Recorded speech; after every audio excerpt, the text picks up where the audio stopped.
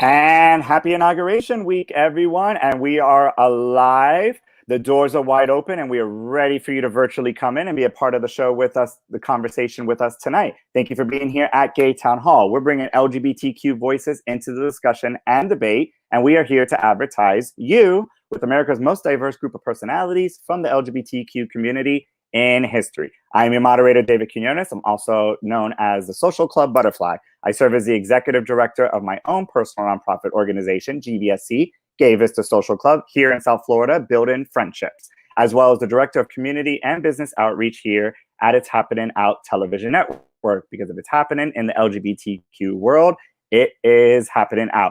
We here at Gay Town Hall want you to join us and be a part of the conversation live every Thursday night here at 8 p.m. as we broadcast to you live on Facebook, YouTube, and coming soon to LinkedIn. Let's get tonight's discussion and debate started, America, here on Thursday, January 21st, 2021. Welcome, everyone, to Gay Town Hall.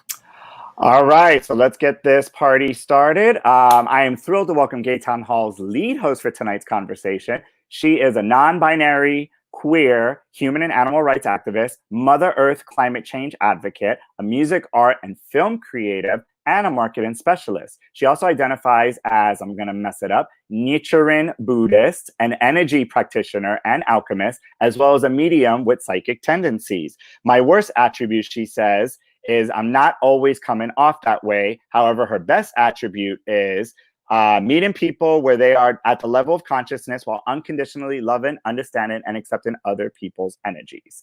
Let's please welcome Gay Town Hall's non-binary, queer, human, and animal rights activist, Angie Oz, everybody. Hey, Angie, welcome. Hi. Thanks for being here this evening. I'm excited to be hosting everyone, all the hosts or panelists on tonight's show. I can't wait to get started. So, yeah. Awesome. So tell us quickly a little bit about yourself and what's on your mind today. Okay, so a little bit about me. I think David covered it. I think it was funny how you said it backwards, that one of my best attributes is that I could be I have a way of being unconditionally loving and accepting and understanding people's energies, but I don't always come off that way. And everything else you mentioned, Nichiren Buddhist, you nailed that. But yeah, what's on my mind is this is exciting. We're offering the Happening Out Network viewers the exclusive opportunity to join level 1 of quantum energy infusion at a huge discount for a limited time until February 3rd, which is when our next level 1 begins. And to find out more, please view the QEI Chief Energetic Officer Connie Keene's live interview from this past Monday on facebook.com/thechrisaustin with the links to both the live interview and the discount page found in the comments. I'm putting it in there right now. We look forward to having you take your energy work to the next level. All right, and there's the graphic and the flyer on the screen for quantum energy infusion. Thank you, Angie. And really quick, what is on your mind for today? Besides that, what else is on my mind is the inauguration, all these shifts. We've got the first woman of color, woman in general, as our VP, first-time VP, woman of color. That's super exciting and is very promising and encouraging for young women, young girls, and that's the biggest thing on my mind. I mean, it's a huge shift in America right now. All right, sounds good. So today we're going to be doing a special edition of What's on Your Mind. So we're going to find out as a group exactly what everybody is thinking. We know everyone has a lot of thoughts and a lot to share. So let's get into what's on your mind. So for today, I'm going to be quickly introducing all of our hosts with us tonight. After everyone has introduced themselves, we are going to dive into our special edition of What's on Your Mind, Inauguration 2021. So up first, she is our feminine lesbian with big D energy and a vocal artist in the band Airways to Heaven. Let's please welcome Amber Taylor, everyone. Hey, Amber. Hi, everyone. Good evening. I am broadcasting live from my bedroom tonight. Several things on my mind, including the inauguration, were the many fashion moments we saw. All monochromatic masterpieces by American fashion designers. Many were people of color. So I think there were some great fashion moments, and I don't think we can be LGBT and not recognize that. Awesome. All right, our next host quickly coming into the room is our queer minister at Sunshine Cathedral, the world's largest progressive queer church. Let's please welcome Reverend Dr. Jarrell Watkins. Hey, Jarrell. Hey, everybody. I'm glad to be here tonight. I'm glad to have woken up in a different America than the one I've been waking up to for the last 4 years. So I'm all very happy. And I knew that it wasn't just a dream when Lady Gaga showed up and sang the national anthem. I'm like, yes, it's real. It's real. And so I'm very happy about that. All right. Our next host coming into the room. I'm happy to have him back. He's a #1 best-selling author on Amazon. Let's please welcome Dwight Allen O'Neill to the virtual stage. Hey, Dwight. Hi. Greetings, celebrities and friends. How are you doing? So, what's on my mind? I'm feeling very Bernie Sanders, just sitting perched with my mittens on while I'm waiting for America to go through this amazing new change. But yeah, this is on my mind. I'm loving all these memes of Bernie Sanders, like sitting in all these random places across the world. Yes, I love Bernie's it. my uncle in my head because he's never won, but like I have a special place in my heart for Bernie. Oh, me too. He's everyone's grandmother. All right, our next host quickly coming onto the stage. He is a non-culture identity living at Sawmills Camping Resorts. Let's please welcome John Holt, everybody. Hey, John. Hey, how are you guys doing?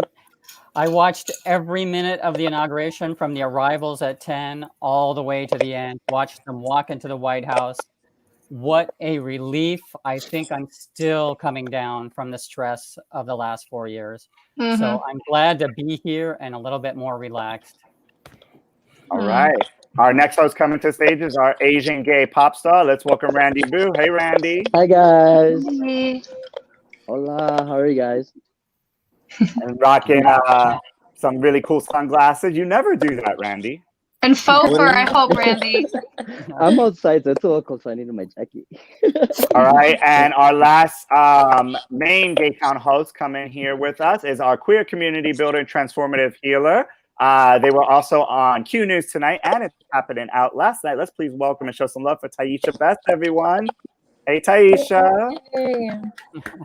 Taisha. Hi, good evening, America. Welcome aboard. What's on my mind today? So Biden is releasing his first 100 days of policies, executive orders, and all of that stuff. I'm really excited to see LGBTQ work discrimination protections come back on in the federal government level. So I'm looking forward to seeing his actions match his words. So let's see. All right, and now we have someone who is an extra special host that is joining us, and we're welcoming him to the Gay Town Hall family. He is a biochem major working at studying at FIU, and a bartender at Wilton Manors, and an active member of the CMA. I'll let him tell a little bit more about himself. You guys know him as Young Robert, so let's please welcome Rob Shea, everybody. Hey, Rob. Hey, Rob. Hi, everybody. Thank you so much for having me. I'm super excited to be here. I really am. Thank you, guys. I'm humble. I'm grateful. Thank you. What's on my mind right now is just like everybody else, the inauguration. I was taken back, and I literally had a tear come down my eye because it was just so surreal for me. It honestly was. I was with a bunch of people. I was working, and everybody around me just looked like life was changing, like things were actually getting better. And I'm just happy and grateful, and every single day just gets better and better with all the all the nominations and everything, and like I actually have hope now. I have hope, so I'm so happy, so excited for America. That's all. Thank you. All right, round of applause for young Robert. We're gonna grade him at the end of the show and see if he should become part of the Gage Town Hall family. He's one of our biggest fans. I'm always sending comments and love in the chat. All right, and finally, our guest host for tonight. I'm happy to welcome our live video questionnaire from not last week but the week before. He is a critically acclaimed stand-up comedian and comedic actor who focuses materials on the unique personalities and culture of his hometown, Miami. He's a professor of sociology at Miami-Dade College, with his entertaining lectures focusing on sociology and the history of South Florida. He has been named New Times Best Comedian in Miami and Ultimate Miami Comedian in 2017. He's called Miami's first out comedian, with him selling out several one-man shows at the Fillmore Miami Beach. Finally, he is also a curator and guide for the History Miami Museum. Please let's give a big warm welcome to our live video questionnaire from 2 weeks ago. Special guest host, Freddie Stebbins, everybody. Hey, Freddie. Hey. Freddie! Thanks, guys. We've made contact. So, Yeah. Freddie, tell us a little bit about yourself, how easy it was for you to get on the episode tonight, and all that good jazz. Well, clearly I suffer from technical difficulties, not only tonight, but life in general. I just want to say it's a pleasure to be here. Thank you for your patience. And I'm very excited about tonight's show. And by the way, I'm out here by the pool here in Palm Beach. Yes. That's Oh, I'm so awesome. happy you're on this. I'm happy you're on this episode, You see, Freddie. America? Freddie is actually in Mar-a-Lago, right? Is that how you say it? He's in Mar-a-Lago right now. So. By the way, I'm going to cancel. I'm officially challenging the year 2021. It's not going to be 2021. We're going to keep 2020. Everyone loved it. 2020 And a half. for at least 2 more years. It's going to be great. It's going to be great. Oh, my gold, comedy gold. He will be here all night. All right, so we are going to spend a little bit of time and extended What's on Your Mind today. So obviously, you know, we just went through Inauguration 2021. So we would like for anyone to kind of express and share truly what was on your mind in terms of the poet, in terms of the music, in terms of the speeches, the people that attended, in terms of some of the executive orders that were passed in his first day in office, including, on top of my head, LGBT flags being, at embassies across the world, making sure that they're flown out in the front, about non-discrimination for sexual orientation and for gender. So there's a lot of things that have happened in a very short time. Paris with climate change. Yes. Paris Climate Accord. So let's spend a little bit of time so you guys can really express how you truly feel about the last 2 days of this inauguration period, and whoever wants to start and take the floor. The air smells clearer. Go ahead. The air smells clear because we got rid of the trash out of the White House. I'm already feeling better since Like I can yesterday. breathe. Yeah. I thought the inauguration went flawlessly. I was worried about things happening, but everything went smooth. The entertainment was great. Biden's speech was spectacular, I thought. It spoke to the moment perfectly. Everything went great. It was nice to see. It was fun to see. I can't see. Okay, it's me. I can't see who's talking. I was still looking at John. It was nice to see the families. The first family, the second family reminded me of when the Obamas were in the White House, where there were real families who liked each other and were happy and celebrating the moment together. I just loved seeing the families. We haven't seen that kind of family dynamic in a while. While I was watching it, I was thinking about what Pence was talking about with everybody, and then he had to leave all by himself, sort of in that line. No one was with him. So I wondered what it was like talking to Pence and what he had to say about his time with Trump. I would like to say that I'm embarrassed that I haven't seen Lady Gaga live, but Pence has, which doesn't make sense to me. I wanted to say, I honestly felt the same way. I felt like we're heading into a healing period. We finally saw some. We saw family come together. Yeah. I'm really excited that. Oh, sorry. Biden we finally saw family selected- coming together. For me, it was oh my god, that dress that bow, everything that she had on. I loved it.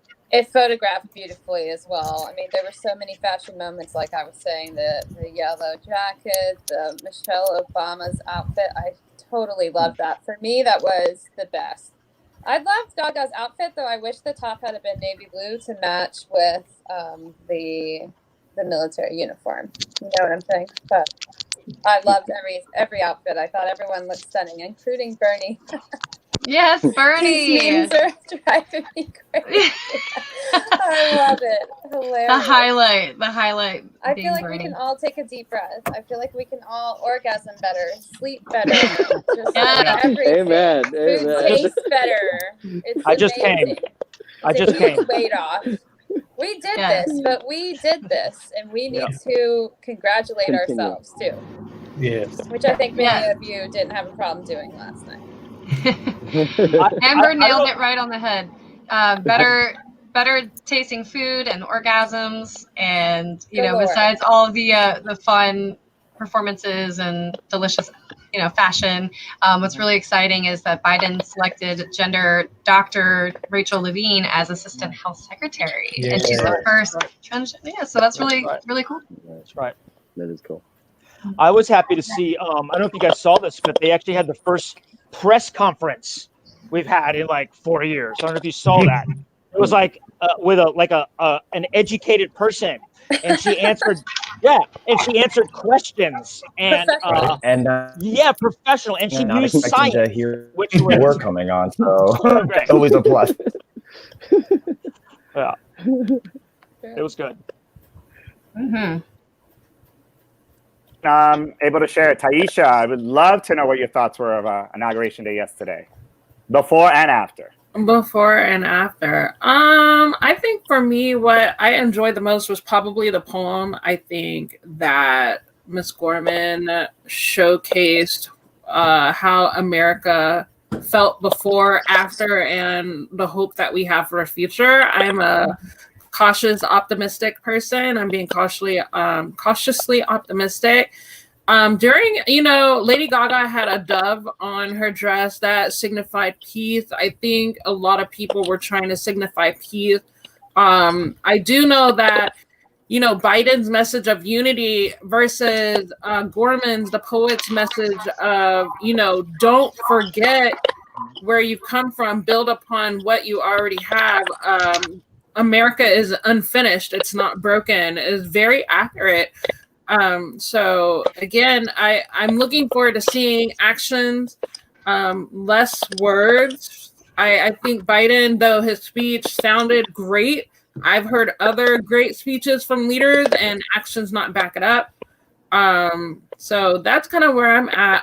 I was inspired, and I felt relief as well once he took the oath, only because I think there's going to be less racism. Racism is still going to exist, but I feel like it's going to be less so because the person standing at the helm is not going to be so blatantly racist like our former president was. Yep. Yes. Good. Very good point.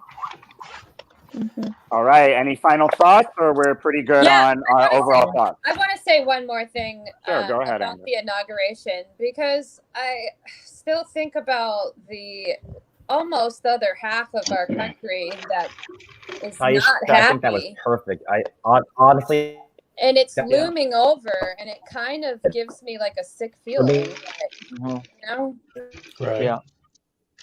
How divided we actually are. Yeah.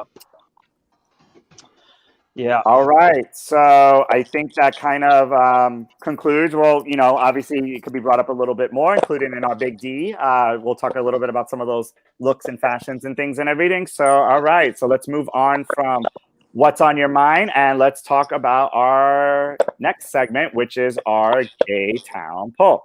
So today's Gay Town Poll, obviously in honor of Angie, it's going to allow you on social media to weigh in, our viewing audience, let your voice be heard, and find out what we're talking about. So it's time for us to talk about our Gay Town Poll. All of the hosts have, I hope, cast their votes already. For all of our viewers, please make sure you click on the link that is inside the episode, and we will review all of the answers at the end of the show. So make sure to cast your votes now. Today's Gay Town poll is: what was your favorite top 10 healthy food trend from 2020, or looking forward to adding on your must-try list for 2021? So what do you guys think is going to be is going to show up on the top of that list?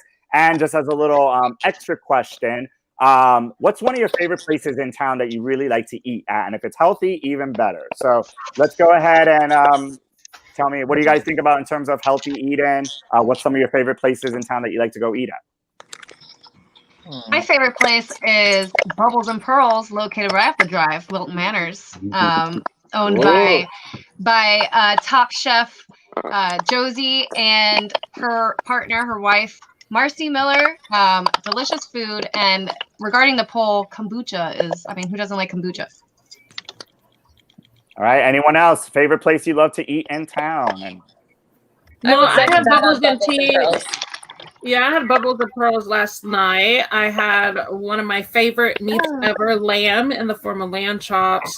And I would say that probably it was one of my favorite dishes I've had. And I've traveled over the world and had many dishes. So as a foodie, I definitely enjoy having local amazing chefs that I can partake in at just a drop of a dime. So kudos to you, Josie, making that lamb chop. That's so delicious. I was chewing on the bones. Like, I didn't want to making me hungry.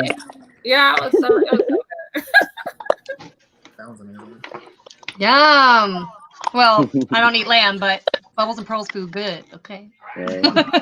I haven't been going out eating out lately. It's just ever since I've been home, I've been eating my mom's cooking. And why eat out when I could eat Filipino food at home? Yeah. Oh, Filipino food is so good. Yeah. It is. I feel like I'm getting weight. My favorite place is in Coconut Grove. If you guys ever go to the Grove, there's a cool little restaurant there called Achan's. It's a Thai restaurant. It's outside on the corner. It's very like West Village type of feel. My place is sushi because I love sushi nearby, and I always get the lunch specials. But I haven't had a chance to check out Bubbles and Pearls yet, so I'm so sorry, Josie. I promise I'll go and check it soon.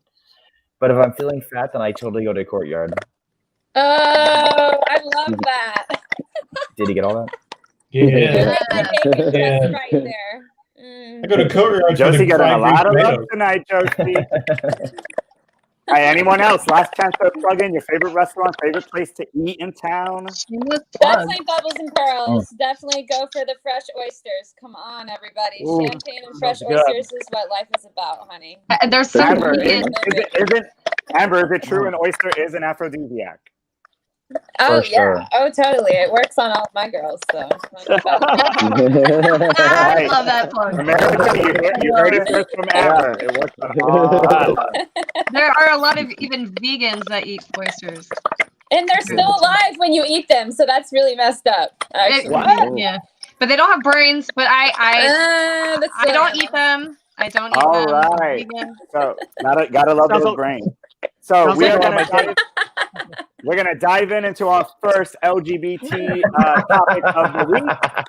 So today's topics of the week deal with the three key components of Angie's life that make up her mind, body, and soul. So we are going to start off with our first LGBT topic of the week.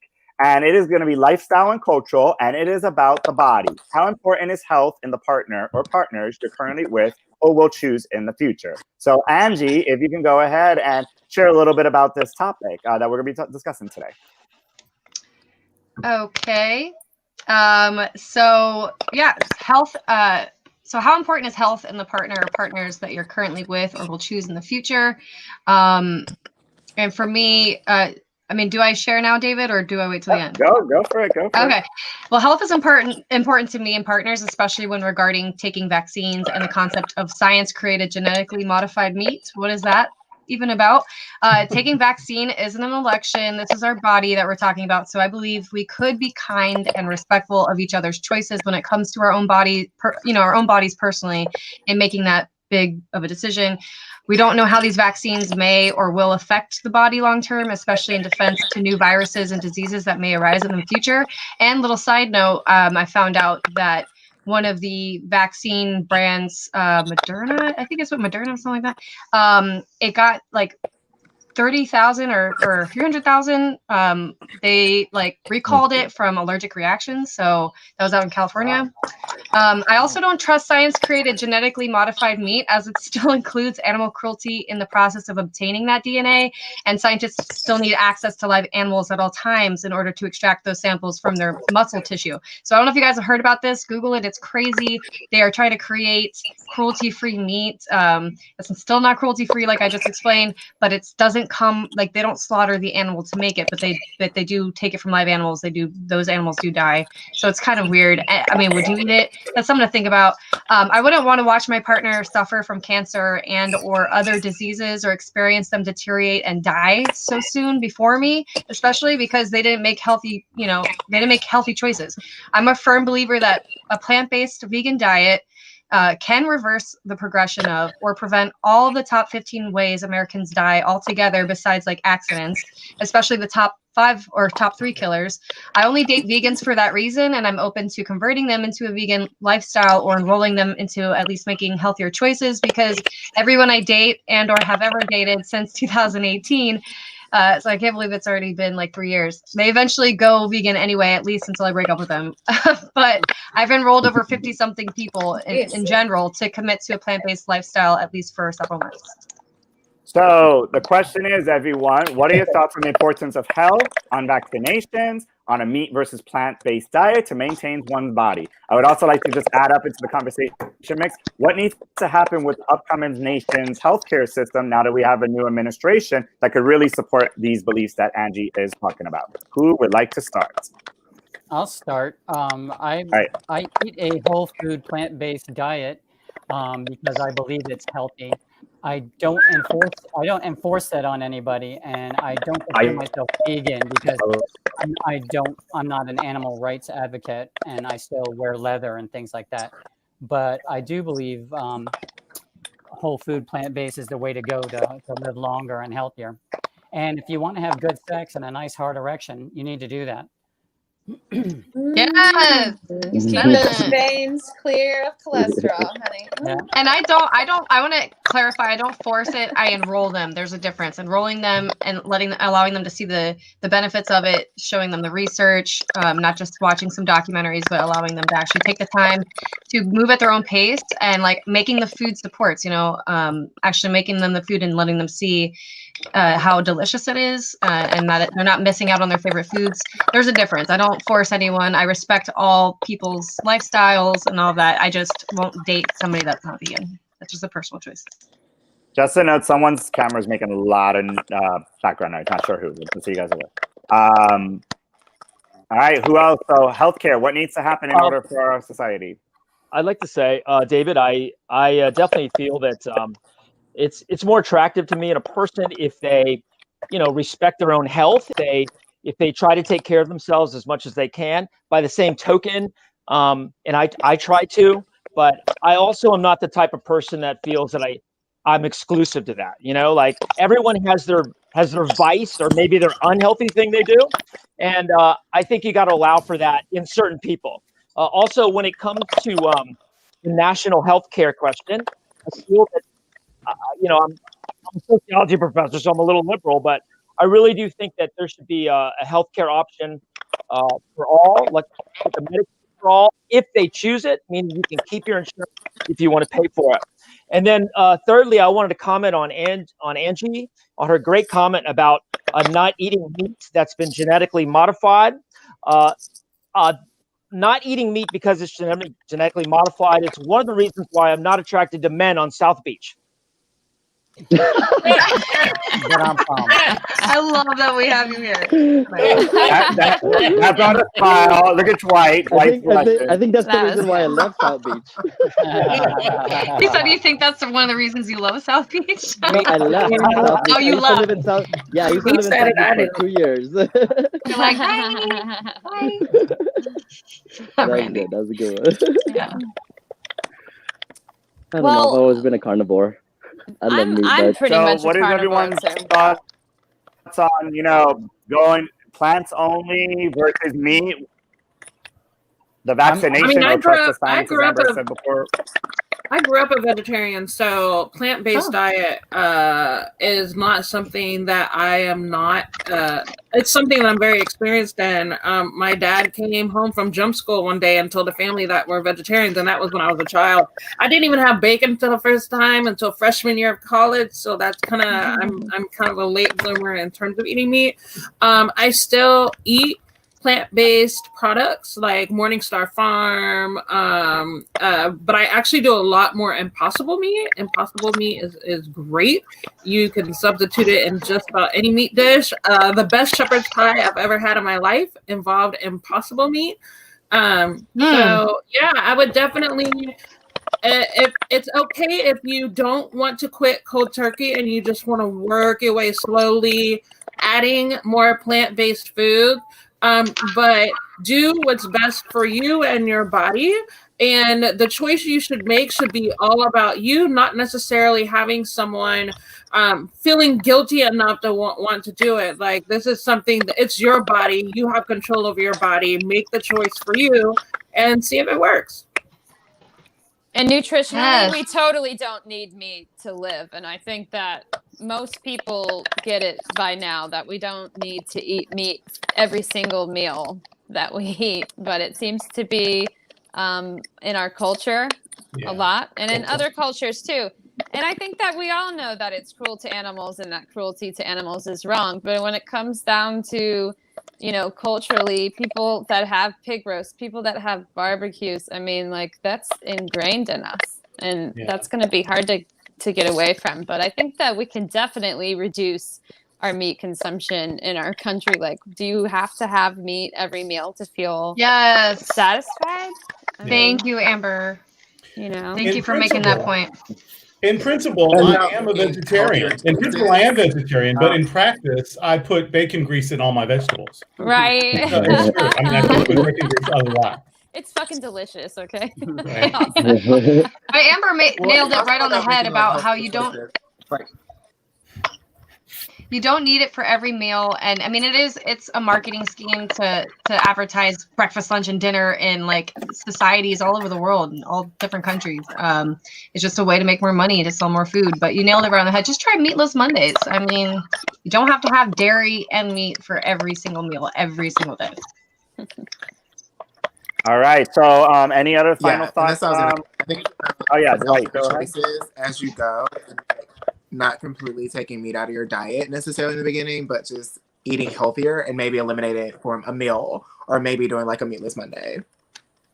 Also, I believe in vaccinations, and I believe that vaccinations can eradicate disease. I am not anti-vaccination. I think that our senior citizens need to receive the vaccination for coronavirus, especially those that live in close quarters in a retirement home or some kind of environment like that. So that's my stance on it. I don't know about you guys. And my kids are vaccinated. I'm not an anti-vax mom. In order to go to school, they have to have the vaccination. I complied with that, in case anyone's wondering. I had like video issues or audio issues, so I had to switch my phone. But I admire Amber so much for being able to become vegan. I've thought about it. You so mean many Angie? times. Angie. Sorry, Angie. I'm so sorry. We keep getting mixed up. It's all good. Amber likes her meat. She likes her meat, but yeah. I do. I'm sorry. Like I've tried to do it a couple of times, but I haven't really gone all in. So I'd honestly love it if you sent me like a little bit of material just so I can kind of see a little bit. Maybe you'll convert me too. Oh, absolutely. That's what I do, boo. That's what I'm known for. I got you. Like Amber said, there's nothing you can get from an animal-based diet that you can't get from a plant-based diet, especially nutritionally. And every kind of thing that you could think of, you'd be shocked, like from eggs to steak to lamb to crab cakes to shrimp, you can get a vegan meat alternative version of. So I can help you out. Well, check out, by the way, if you're interested, on Netflix, What the Health. It's a documentary on Netflix about all of this, with all the facts that you can fact check and research yourself. I remember I was trying to talk myself out of the eggs thing because I used to eat like multiple eggs every single day, and so that was a hard one for me. And seafood, but that's a good documentary to educate yourself on and get kind of a background on how to get started and all of that.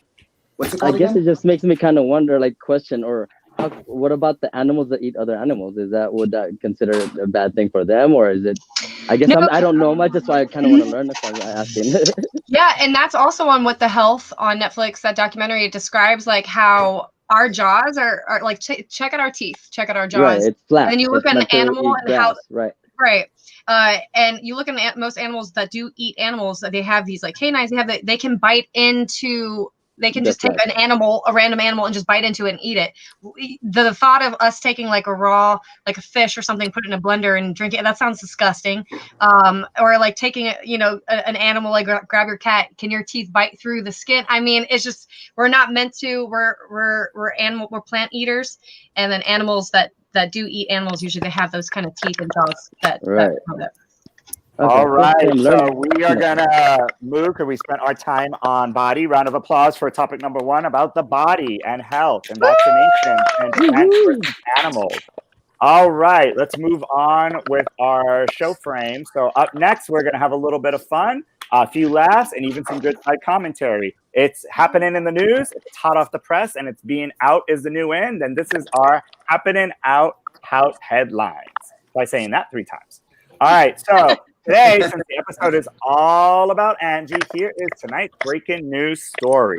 The Girl from Oz is the new social media craze in 2021 about Angie Oz, a past DJ, singer, performer, writer, and musician, now a non-binary, queer, human, and animal rights activist. She is launching her first TV show about quantum energy infusion. Social media began coining the phrase, "Call Angie now." That's my Jamaican accent. As she promises to get in touch with your body, mind, and soul through her energy practices. She is more than just Miss Cleo. She is the real girl from Oz. So you're excited to call in and hear what her first words of wisdom would be to you. What do you think she would say to you when you make that phone call? So today's headline is... activist Angie Oz launches her own TV show, The Girl from Oz, about quantum energy infusion and helping others get in touch with their body, mind, and soul. When she picks up the phone and speaks with you, the first thing she's going to say to you is blank. All right, so write it down on a piece of paper with a marker and raise your hand when you're done. So if Angie was Miss Cleo, call me now. So funny. John, you should go last because you knock them dead every time. You're hilarious. First of all, does everyone know who Miss who's Cleo gonna was? show you up? Do they know who Miss Cleo was? Of course. Who doesn't know that? Who doesn't know that? You'd be surprised. You don't. I actually found out interesting things about her. Apparently, she wasn't really behind the fraud. It was the company that managed her. And they I know. Well, whether you believe it or not, but they sued all of the people because they were sending out fake ads using her name because she got popular and whatever. Right. Yeah, I heard about anyway, that. All right, everyone raise your hand if you're done. Everyone done? Everyone done? Nobody's going to be able to show you up, John, so take your time. They will. All right, so. Let me go second to last. All right, who wants to go first? First. Raise your hand and go first. I'm going to pick you. John. All right, Dwight. All right, let's start with Dwight. So, Dwight, what does Angie Oz tell you when you pick up the phone and call her now? Have a better mind when you leave the meat alone. Okay. Just talk about the animal meat. Leave that meat alone. All right, young Robert. What does Angie Oz tell you when she says, "Call me now"? Ooh, can I go last? Oh, you want to go last? Sorry. All right, Andy. I could just put, I feel your energy. What do you want? All right, Darrell, you call Angie Oz, and she says what to you? She says, "Karma. It's what's for dinner." Yeah. There we go.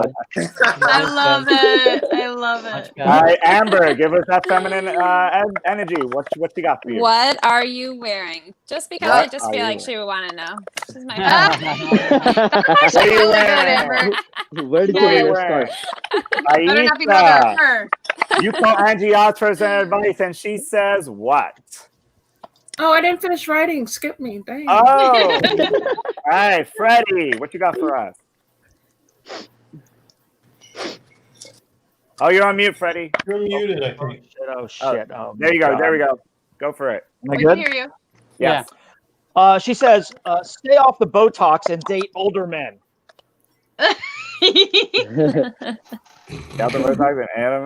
All right, John Holt. He says vegans taste better. Yeah. And the winner is. All right. By popular request, young Robert, what you got? What does that girl from Oz tell you when you pick up the phone and call her? Thank you for calling the wizard. How can I help you touch yourself? Ooh, that nasty wizard.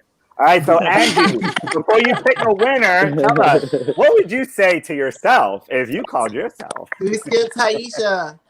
I would say... Oh, wait, Taisha. Oh, yeah, Taisha. Yeah. Why did you even say anything? No, Taisha, You're like the nerd in the class, like, she didn't wanted to know, Taisha, what advice does Angie give you? Okay. I put, hello, you've reached the meatless oracle. How can I infuse you? That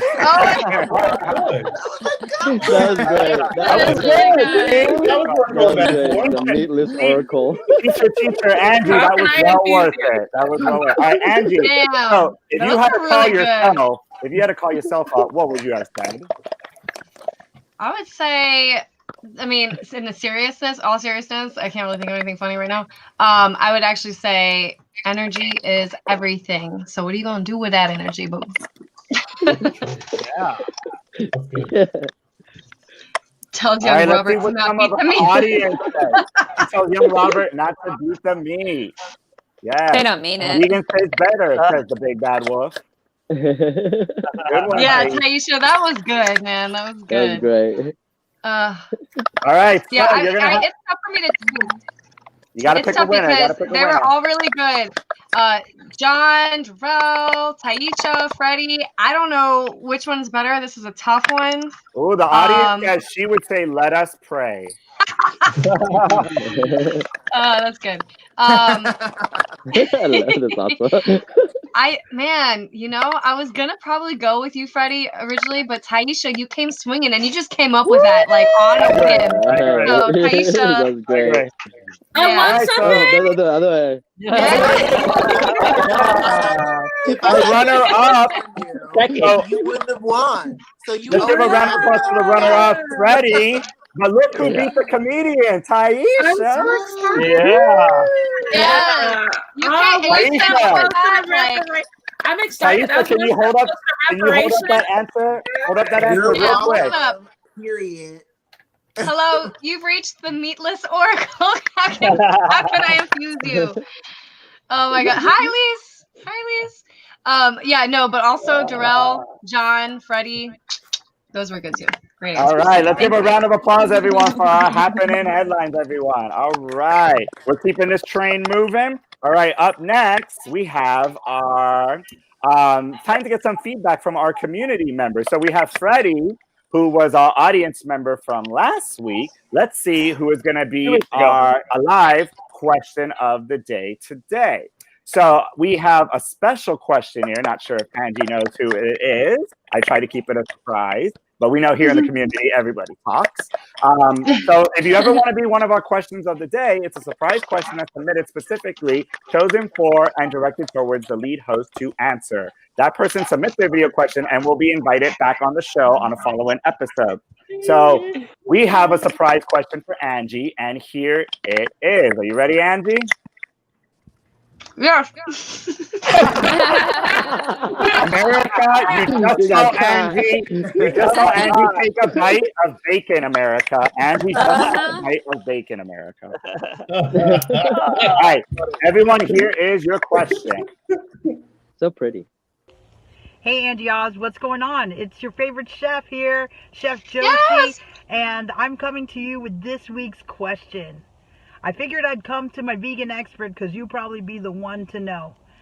But if I want to become vegan or vegetarian, what are some resources that you can share with the viewing public that will help folks add a little more green to their life?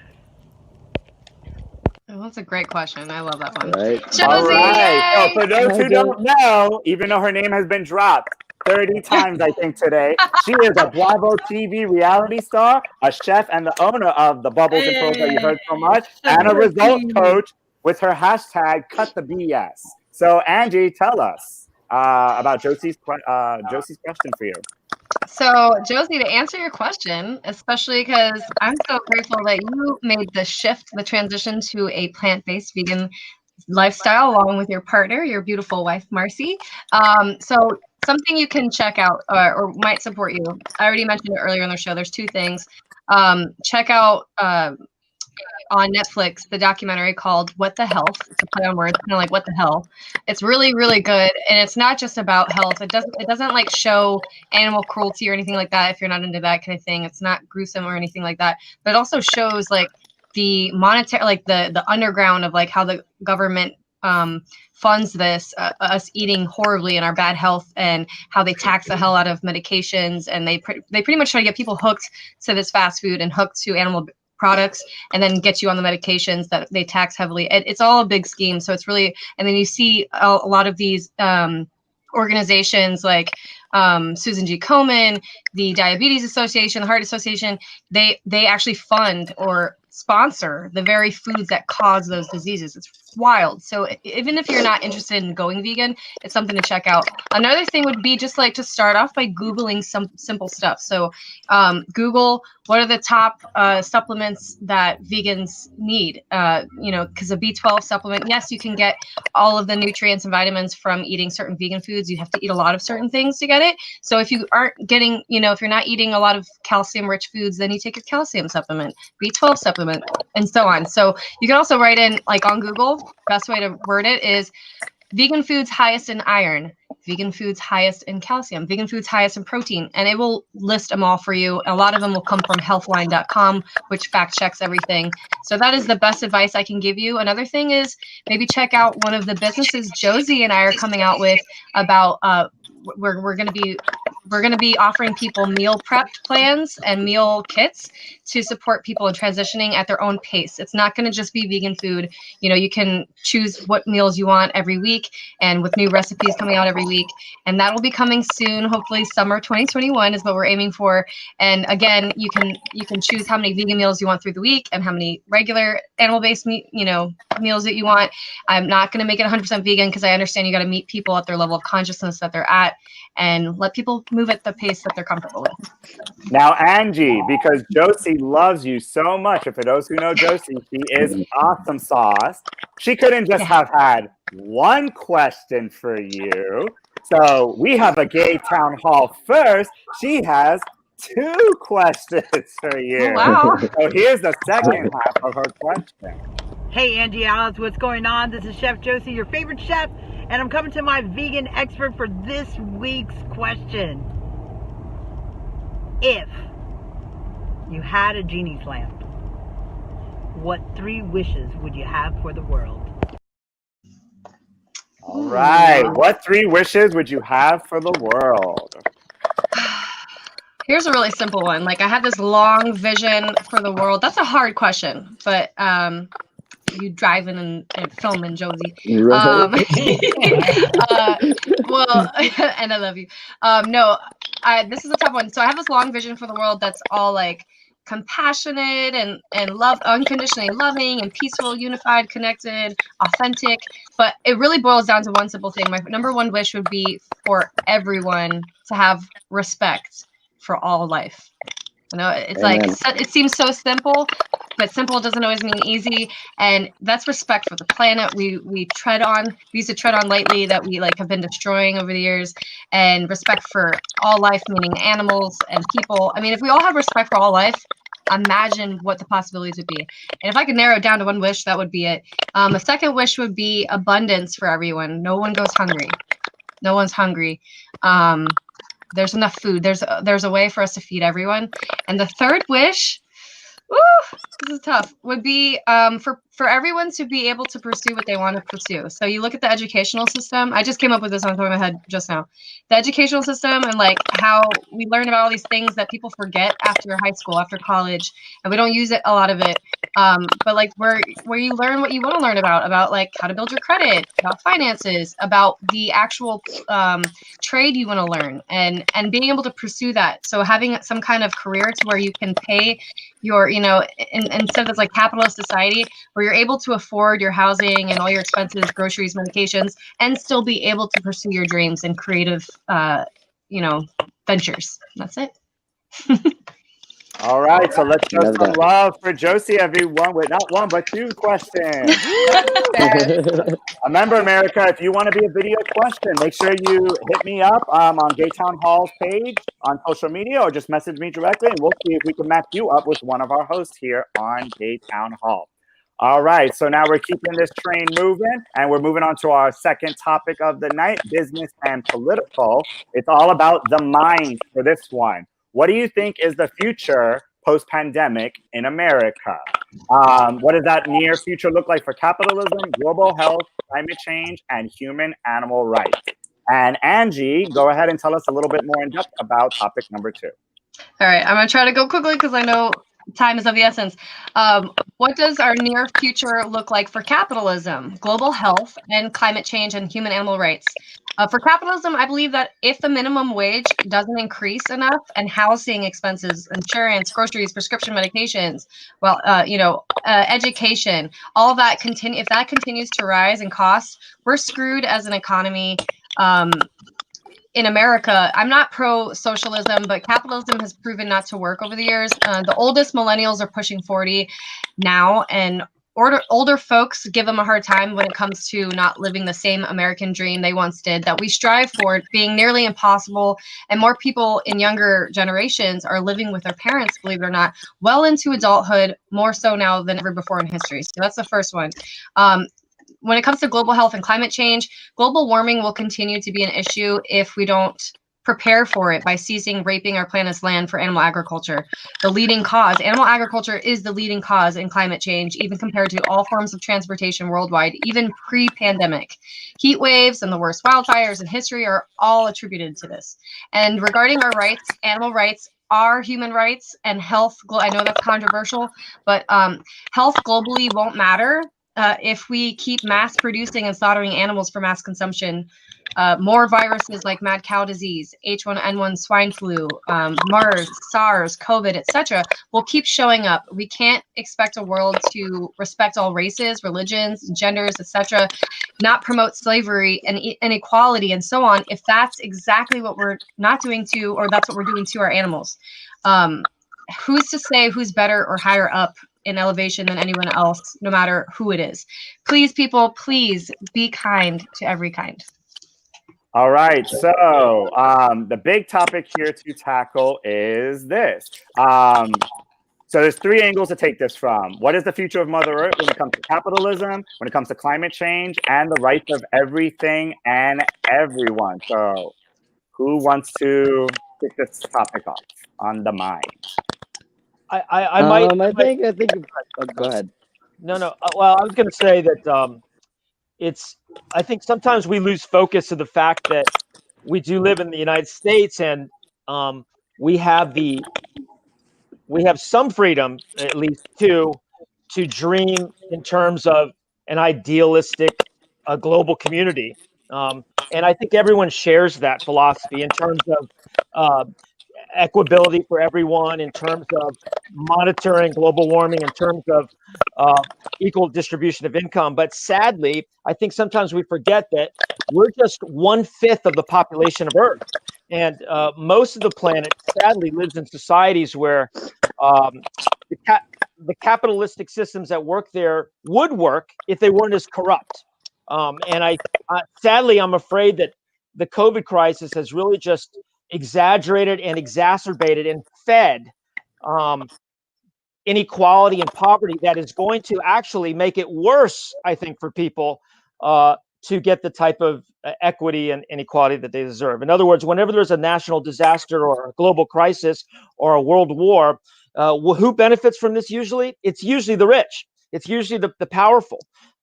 So I think Angie does have a point. I think Angie does have a point. I think we all hope that we'll learn from this crisis. However, I'm afraid that it might get worse at least in the short term until we can get over this. And by the same token, I don't think capitalism is, and I don't think you said that you're against capitalism. You didn't, but I think capitalism can work when it's done with proper regulation and with equity.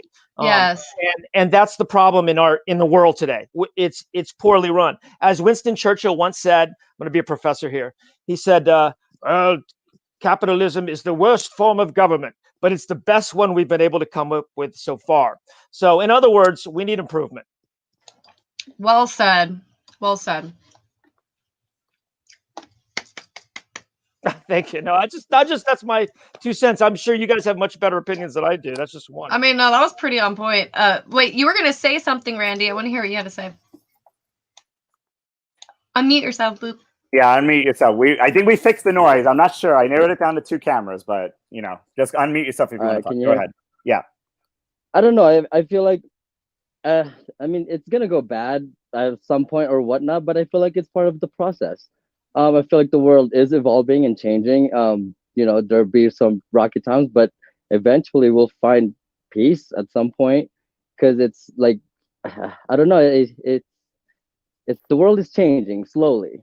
And we're slowly realizing that love is all that matters, and just gotta hang tight. I don't know. Yeah. I guess it's sure. I do want to say about because I'm not. This is Darrell. I'm not a big fan of unregulated capitalism. And Professor Ty Hauser would tell us, and has told us in the notes here, that regulated capitalism is not capitalism. That's not true. Yeah.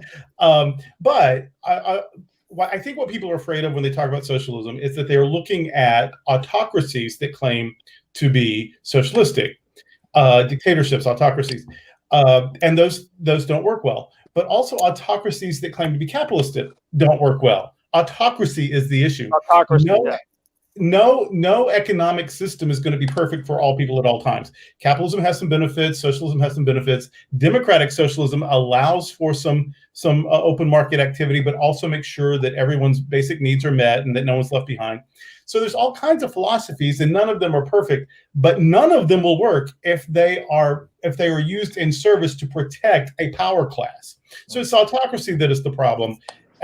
Any system that we come up with that legitimately acknowledges and addresses the needs of all people, I'm willing to give it a try. For me, I think that's more socialistic than capitalistic, but I'm willing to try anything. But it's the autocracy protecting the 1%ers, as it were, that creates so much of the injustice and problems that we see. Well said. I think that's perfect. I mean, honestly, just like Ty would say,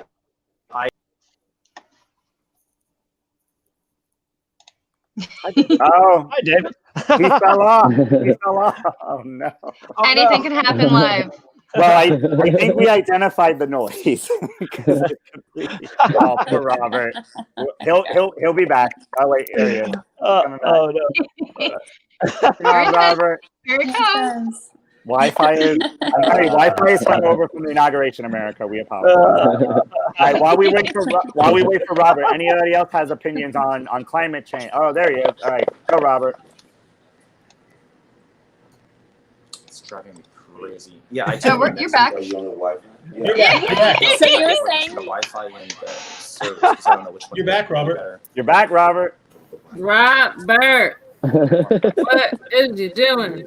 Sheila said balance the budget. Consumption tax that pays for healthcare. All right. So, any other thoughts on climate change, on capitalism, on the list goes on and on and on?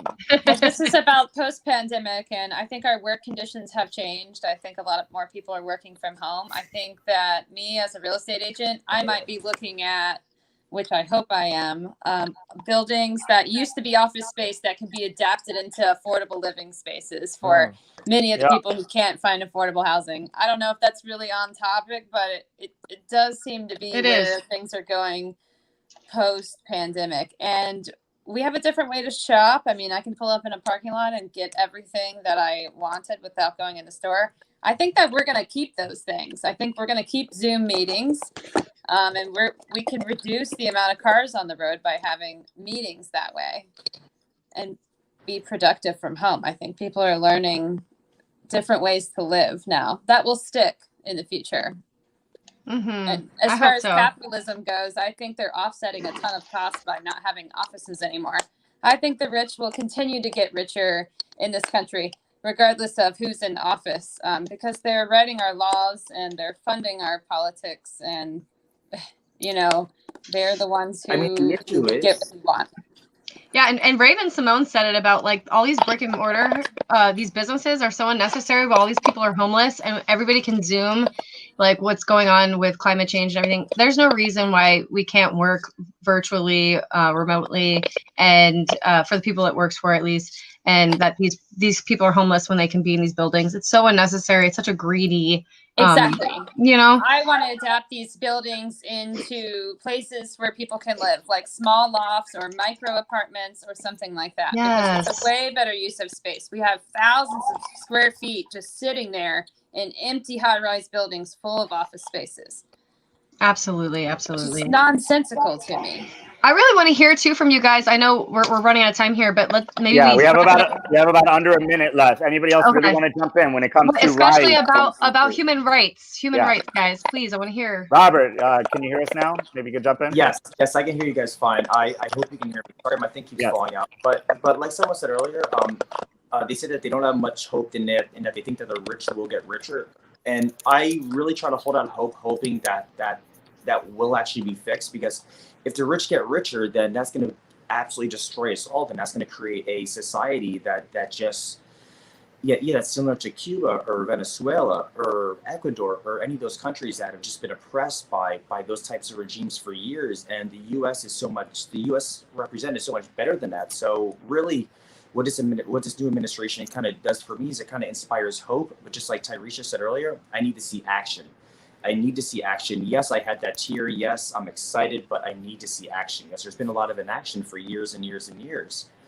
So in terms of that, capitalism works, but it needs to be regulated, just like everybody agreed on. It needs to be. There kind of needs to be a mix of capitalism plus socialism, because capitalism unregulated, that means corporations can influence politics, and that doesn't work for anybody. For example, the pandemic happened. No one expected it. No one planned for it. And what happens? These small businesses close down, and who's buying them? Starbucks. All these other corporations are buying them up, and the rich get richer. And when the dust settles, you're going to see an even bigger wage gap than ever before, because that's just the reality of it, and it's terrifying. And that's literally what I fear for the most in the future. But yeah. I hope we can bring human rights onto future topics if we're out of time, but I really want to hear people's take on human rights too. But thank you, Freddie, for that. All right. So we're kind of running out of time. So any final thoughts, Angie, before we move on?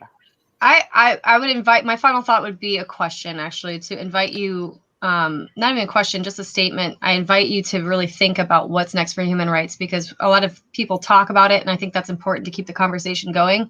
But what I don't hear often, and like someone to follow if you're not familiar with some of the things going on in human rights, some things that are like, it's factual, it's not all this like BS, like manipulated social media news, is Sean King, Donnie Rose. Sean King follows Donnie Rose if you want to find him that way under his followers. Definitely, like, a lot of people talk about this stuff and you can get a lot of facts from there, but also like what's next as far as action taking for human rights, because I think it's really vital and imperative that we figure out what's next. And what's that step? All right. All right. Thank you so much. That was round 2, everyone. All right. We're going to move into the big D. Who likes the big D here? Anybody like that big D? I believe Amber is all about that big D energy. All right. Yeah. So we're going to make this super wham bam. Thank you, ma'am. All right. So our big D. Today's topic, since we're talking about the inauguration, it's going to be some of the more pop cultural aspects of that. So we're actually going to have a menage a trois today. We're going to have Angie Oz versus Amber Taylor versus Taisha Beth. I picked a couple of moments. Obviously, I couldn't include everything. But there'll be a question at the top, and just kind of state why you feel that person or whatever did a better job, and explain why really quick. Then we're going to bring everybody back into the room to kind of share their final thoughts on that. So with that said, let me go ahead and clear out the room really quick. Menage a trois, my kind of party. Menage a trois. 3 or more, okay. Sit backstage. Oh, look at that. All the men are leaving. Oh, no. Oh, Yeah, they'll be back. They'll be back. Don't worry. Some femme representation here. All right, so let me go ahead and give me 1 second, and I'm going to pull this up really quick. Let me remove myself out. Oh, fun. Loving the hair, both of you. Thanks. Looking fab. You're welcome. Thank you. Matching your shirt too. Hey. Yeah, I can't help that. That's a. I do it every time. Yeah, I like the match. Fab. All right. He's gonna be back. All right. Yeah. All right. So. La la la la la. All right. I need more hands. I really do. All right. Let's go ahead and get this shared. That's what she said. Right? I was saying the same thing.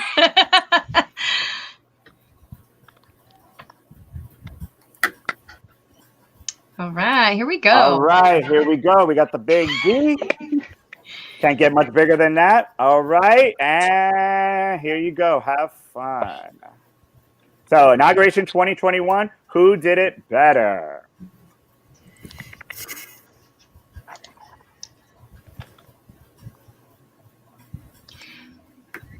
Which past presidents were we happiest to see? I'm always going to go with Obama. Yeah, I agree. So freaking chic. He looked Obama and his good. wife with the blowout. Ugh, the best one I've ever seen on TV ever. That color is incredible on her. From her birthday just passed recently too. Red. It was so hot. Yes, I agree. I loved everyone in purple. That's the color of the women's suffrage movement. I'm happy about that. Kamala Harris or Jill Biden, best outfit. I'm gonna go. No, I'm not. I don't want to choose between the two. I think they both look good. Their outfits both matched their personality and their eyes and everything. I think. What do you call the vice president's husband? It's the first gentleman, is it? What is he called? Look the second at him. gentleman. He's handsome. Well, and also, if I had to choose between the two, the same reason Amber just mentioned is I would pick Kamala Harris's outfit. Also, Taisha, y'all matching. Okay, so that's true. Best dressed lady. Best dressed lady is gonna be Miss Michelle. Yeah, I mean, look at her. That's fierce. That's fierce. Her and her outfit. Mm-hmm. And her swagger when she walked in too, she was like, "Been there, done that." She owned it. She was like, welcome. Take notes. Take notes. Oh my god. Yeah. Who gave the Lady Gaga Every Day All Day? Gaga. I also did not like what J-Lo was wearing. I felt like it was like New Year's, and I needed a color. You know, I can't say either because something, but I didn't like the outfit though. I don't like the pants. They look like Jinkos. Yeah, I mean, I like the white. The white represented purity and peace. I think she was going for a statement wearing that color. However, Gaga came in with a giant dove on her boobies with that dress that is like Delta delicious over there, and the hair like the Statue of Liberty. Well, hair, better rendition. It doesn't even matter what it is. If we're talking about rendition of performances or outfits, honestly, they both. Even though Gaga has rocked a all vegan leather dress before, they both rock fur, so I can't support either, and I'm gonna go with neither for that reason. Damn. An unpopular opinion, but who wore it better? I for the reasons that I will give this to Gaga for the reasons Taisha just mentioned. Yeah. Totally. Mm-hmm. She won it though. Yeah. This is fun.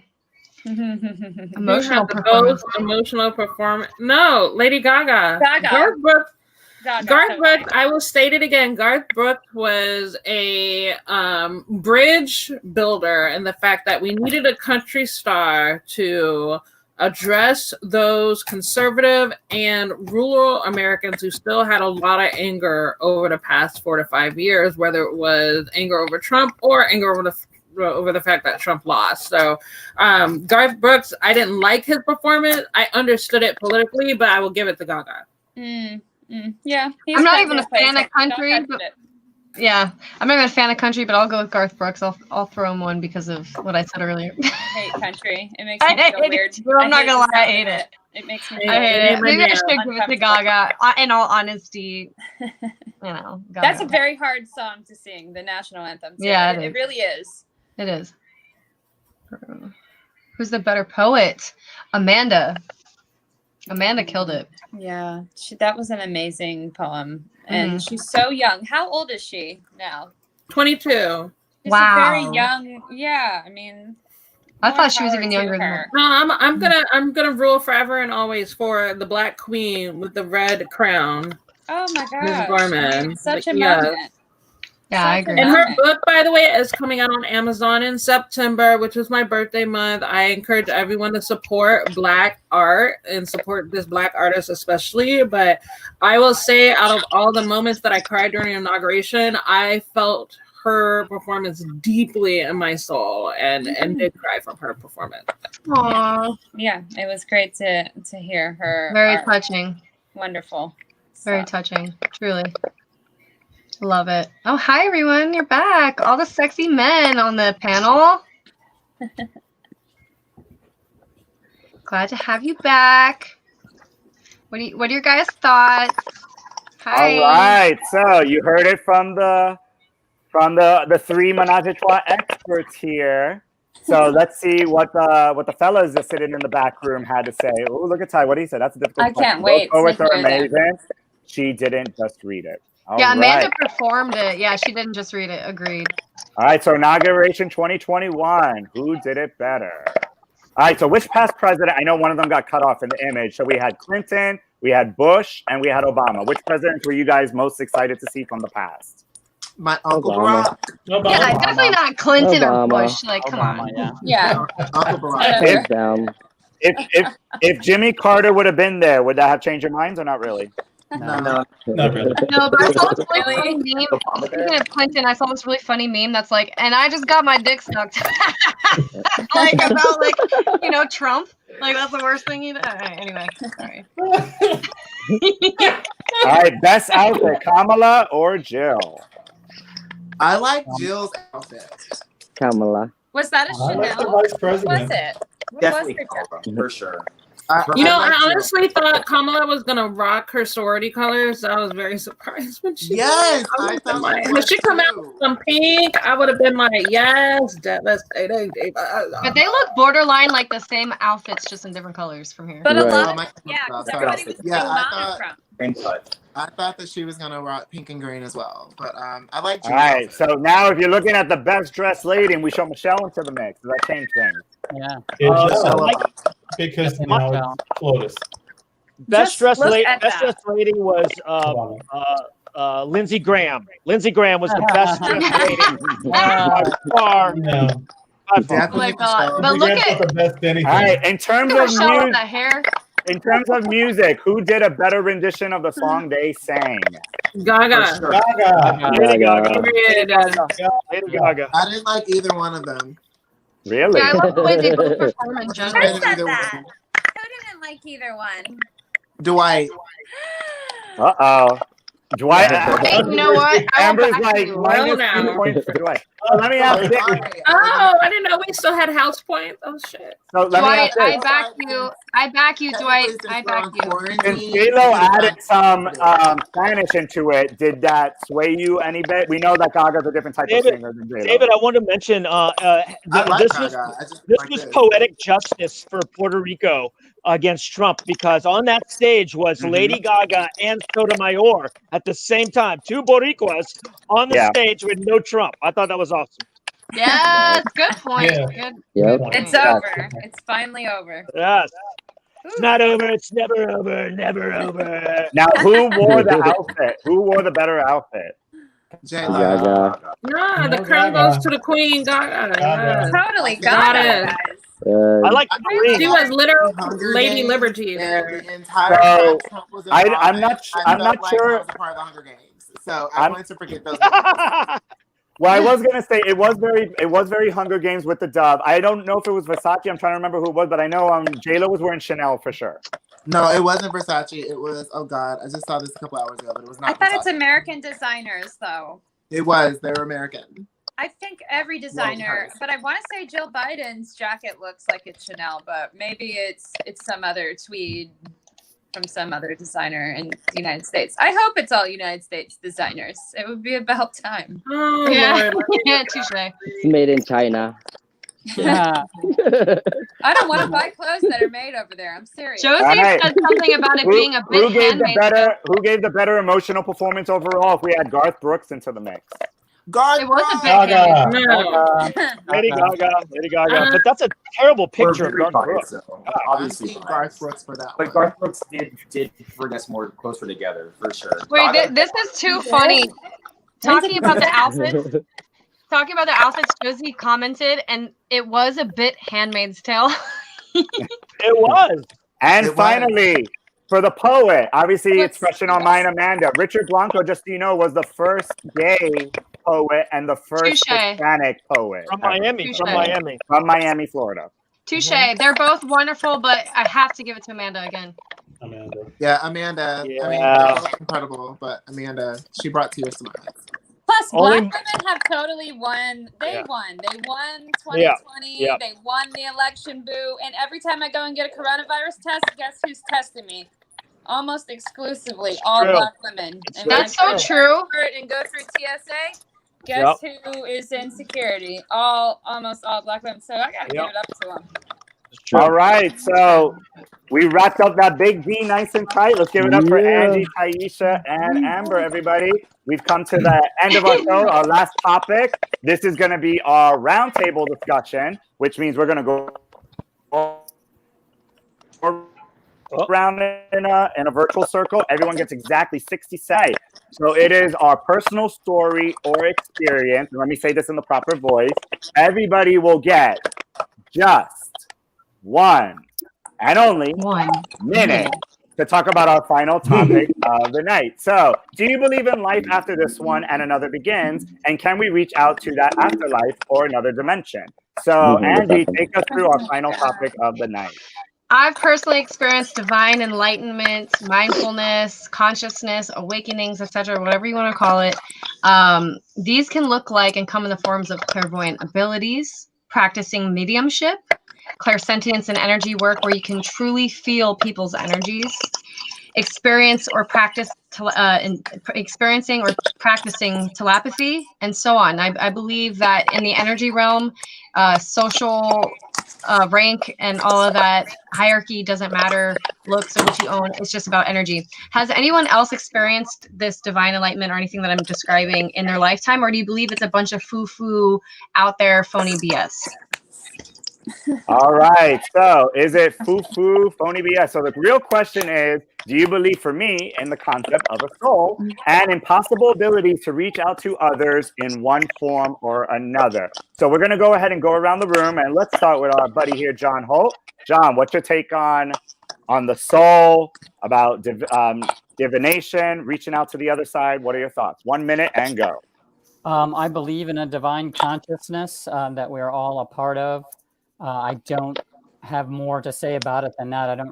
I've never experienced anything specifically like you asked about, But for sure, I think that a lot of the traditions on the planet are about trying to unify with the main consciousness, yoga, Buddhism, all of those. So yeah, I believe in something that you'd call transcendent of our ability to think about it. You can call it God, you can call it whatever you want, but definitely there's something that we have to transcend that understands everything more than we do. All right. Beautifully said. There we go. Dwight, you're on. I definitely believe in recycling of energy, and I do believe in a life after this one. I also do believe that we can connect with those in the afterlife. So 100%. I definitely have connected with individuals before. And yeah, I definitely take time in meditating and just clearing my mind. And I keep my crystals in my bra. Yeah. What size cup are you? Love that. Negative A. All right. All right, let's go to Randy Boo. Is there another side? I believe there is. It's as you know, we are all energy beings. We are all light beings. We just don't really the world is set up to where we don't realize that. We're meant to we were born in a world where we're meant to be blind. We don't see our light because I feel that we are magnet beings where we attract anything by using our mind. We have the same energy that's in me, it's in all of us, and we all have that power. We all have the ability to tap into that infinite wisdom that we forget to because of society and what they taught us and whatnot. Really open our minds from all the shit that's going on around the world. But it's up to us to find our true selves just by really focusing on your mind, clearing your mind and thinking of the good things. And everything's in balance. We won't know love without hate. So it's kind of, the world is in its own evolution. We're all in our own evolution to finding who we are. All right, well said. Yes. All right, Amber, give it to us straight, give it to us gay. Your thoughts. Oh, you're on mute. Hold on. There is a lot. You guys are very deep tonight. I appreciate the deep talks. I always am up for those, as most of you may know. I consider myself an empath. I feel that I can feel other people's energy a lot. I experience most spirituality through music myself, but I know that everyone has a different means to get there. I feel that there is a soul somewhere under the surface, whether or not it's redeemable and you go into this awesome life with like 12 virgins laying around, or and you're just like happy forever in heaven, or you're rotting in hell. I don't actually subscribe to that belief. If I did want to get more spiritual, I would definitely consult the Reverend Jarrell Watkins. He's the first religious leader type of person, I guess, that I've ever met that I actually can agree with this guy, and I would listen to him. So I want to refer him to you. I don't think it's all phony BS. And I think that we all have the ability to be enlightened. Yes, Amber. All right. She called you by name. Reverend, go. I think I would state it a little differently. I don't think that there is somewhere else. I don't think there's another life. I think there's one life. And we're all part of it. There's one divine life. It's everlasting. It's omnipresent, and we are individuations of it. So it's not that we start again. It's that we have a lot of experiences, and so I don't know what the next experience is going to be for me or for any of us, but it's going to be part of the divine life. It's going to include possibilities of joy and connection and love, and so. Life is energy. Energy can't be destroyed. It can only change form. And so the omnipresence that I call God is everlasting. It has no beginning. It has no end. And we are each experiences and expressions of that. We are individuations of that consciousness. And so, yes, it keeps going. And what it looks like when I'm done with this experience, I'll see when I get there. But yeah. Beautiful interpretation. I love that, Drew. All right, let's bring young Robert into this. Your thoughts on the soul, on the afterlife, being able to contact a higher power, higher being? The soul has actually been a topic that I've really gone back and forth with my entire life. I've went to Catholic school. I've gone through so many different experiences, and I've bounced between being a Catholic, agnostic, atheist so many times. And as someone who studies anthropology and pretty much and all that stuff, I've kind of come to the conclusion that there has to be something, because I've gone through personal experiences that I just felt a connection with people in the past, with people around me, just something that just kind of led me in the right direction. So those experiences and hearing other people's experiences has just kind of given me the conclusion that there has to be something. There has to be something with the soul.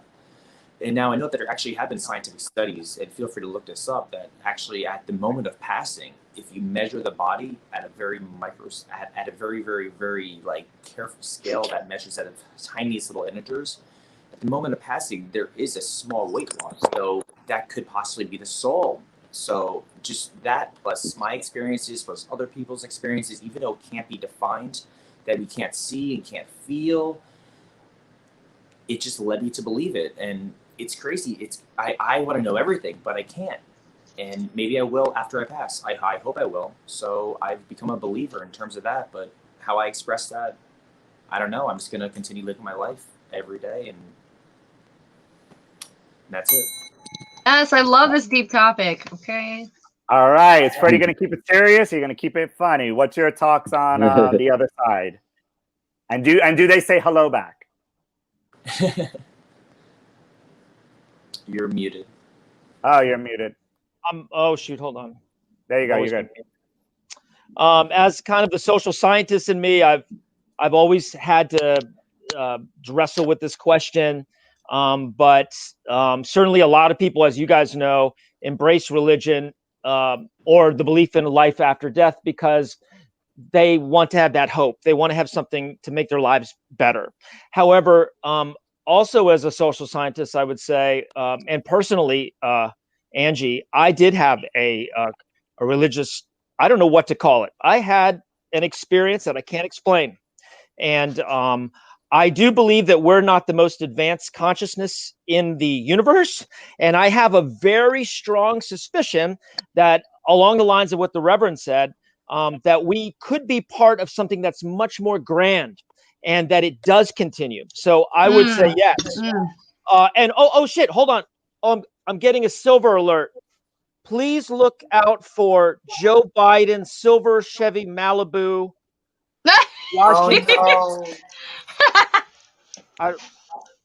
Sorry. All right, that was divination.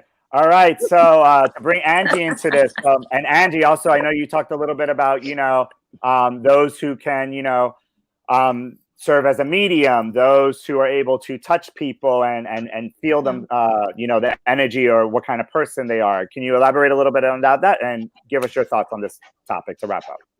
Yes, I've been an energy alchemist, an energy practitioner for years before I joined Quantum Energy Infusion, which we showed a flyer at the beginning, and there's that special offer for only the Happening Out network viewers. But I do want to say that, once you have these enlightening experiences and you do connect with whatever you want to call it, whatever you choose to believe in, you'll know. I mean, there's no doubt about it that you'll know. Right. And it can be an awakening experience. It allows you to possibly reach another dimension. And I won't go down that rabbit hole, but where you experience unconditional love for all beings and a lot of the things that you thought you knew that you knew.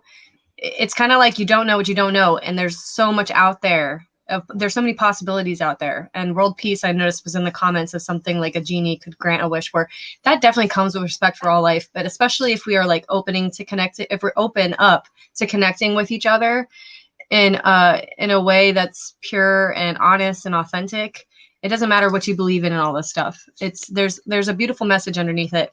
And I think it's also, to end it on a funny note, Marcy, Josie's wife, who asked the question earlier, she got me this shirt. It says, "Sage, crystals, and trap music," which is very me. Yeah. I love that. All right. And that wraps up. Taisha had another engagement, so that's why she was not here for the final topic. But that wraps up our topic number 3 on the soul. So before we say goodnight, who do you guys think won the poll? What is the number 1 healthy, friendly, plant-based, vegan, vegetarian item that's going to sweep 2021 by storm? Anybody? Who doesn't like kombucha? Does anyone not like kombucha? That's like 2 years ago. Well, yeah, but it was on there. Someone has a little bit of love for Robert. Them cheekbones, though. Marijuana. All right, so let's go ahead Marijuana, I and agree. find out who won our Gay Town poll. So for the top 10 healthy food trend from 2020, or what are we looking forward to adding to our must-try list for 2021? And the winner is keto.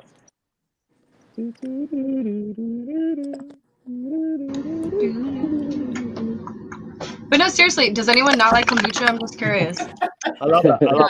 And the winner, the gluten-free diet isn't going anywhere in 2020, followed by kombucha. Yeah, okay. I see the excitement on everyone's faces. Yeah. Actually, it was a tie. Kombucha and plant-based dairy will come from surprising sources. So it seems that by America, actually, there's a 4-way tie. Hemp and CBD are going mainstream, and vitamin D fortification. So it seems like gluten-free takes the lead, but it seems like America's kind of a little about where you guys is it matter? Is it not so much matter? Or is it just good that we have these type of products moving forward? It matters. It's good that people have options. It matters. Yeah. Yeah, agreed. Surprised everyone didn't say they're on a keto. And let's see what America actually voted in the real poll. So let's take a quick look at that real fast. And You killed it with this one, David. You know how to get everyone, man. You do. Okay. all right, so let's see. Cheerios, number 9. That's a popular one, though, too. I'm surprised. All right, so number 10 was plant-based foods are becoming more available in packages. So those cauliflower bowls, cauliflower pizza. Number 9 was vitamin D fortification in foods is growing, such as Cheerios. Number 8. Yeah, I don't think those gluten-free ones are vegan, so I Hemp don't and know. CBD are going mainstream in the food world. Goodness. Look at the ones who be giggling about that hemp and CBD. Number 7, keto, paleo, and low FODMAP friendly foods are staying trendy. I need to be on low FODMAP. I need to get a lot better with FODMAP's good, but you need some. Believe it or not, people are like. Number 6, even more innovative lactose-free dairy products. I'm all about it. That's definitely a favorite up there too. That's my second after kombucha. Number 5, plant-based dairy will come in surprising sources such as probiotic yogurt. Yes. Has anybody actually eaten any of the stuff, or is this all like? I have. It's delicious. I do all the time. Number Cheerios. 4, gluten-free John diet isn't going anywhere, so it was not in the lead in the study. Number 3, veggies are getting more convenient to eat. You can drink vegetables. Yes. Yeah, Number 2 is oats aren't showing up only in milk. You can buy oat latte and oat coffee. So what does that mean as number 1? I'm sure Angie's excited. Kombucha. I'm not surprised. The scary kombucha, kefir, and other gut-friendly fare I gotta are try that. still hot. Yeah, there's some good kombucha. They even have kombucha with alcohol in it. Yeah. Oh, I actually don't drink, but I'll try it. Oh, okay. Well, I'm just saying. Oh, all right. So But they have alcohol for it. that takes us to the end of our show. Wow, in record-breaking time. So we're going to do a quick good night to America, everybody. So let's go ahead and start with Dwight to wish good night to America. Good night, America. Have a sweet dream and pray that my Wi-Fi gets better. We all pray under his eye. All right, Randy. Good night, America. Remember, we're all demigods. You either vibrate in love or hate. Stay in love. All right, and Randy, what are you the god of again? God of Asians? I don't know. Filipino god, okay? A lovely Amber. Good night, guys. Good night. Love you. All right, Darrell. Well, I'm definitely praying to Randy now, and bless you, America. I think we're going to have a good year ahead of us. All right, thank you. And John. Good night, America. And remember, it's Veganuary. Google Veganuary, and you can learn how to turn vegan. Good night. All right. And Yes, to John. our newest host, young Robert. Everybody, how do you do? Round of applause. Should we bring him back? Absolutely. Yes. Hopefully, 100%. if I'm more prepared better next time instead of You were great. Thank you so much to a new America. So excited for everything, and I'm gonna look into all these new diets. So excited. Yes, young Robert. All right, and big round of applause. He just typed me, he got booted off. Freddie, big round of applause for our special guest host. Freddie! I And hope to that see you again, means, Freddie. since Josie was our, oh, wait. He's popping back in. Wait, let's give him the proper due. Come on, Freddie. Oh, Freddie, I hope to see you Hey, again. there he is. Let's give a round of applause for Freddie. Woo, Freddie! I love you, man. Oh, and he's frozen. Oh, no. Oh, it's so perfect. I'm I'm just kidding. All right, well, we still show love for Freddie. And last but not least, huge round of applause for our lead host tonight, Miss Angie Oz, everyone. Woo! Such a great job. And by the way, That's Josie's awesome. going to be on Gay Town Hall for our next episode, so she was our questionnaire of the night. So stay tuned for next episode with Josie and Angie. And you wish a good night to America. I love you guys. Good night. Thanks for having me. All right, everybody. Thank you so much for being here. I'm David, your moderator, Social Club Butterfly, and we will see you next week and every Thursday on Gay Town Hall. Good night. Bye. Good night. Bless you. Bye.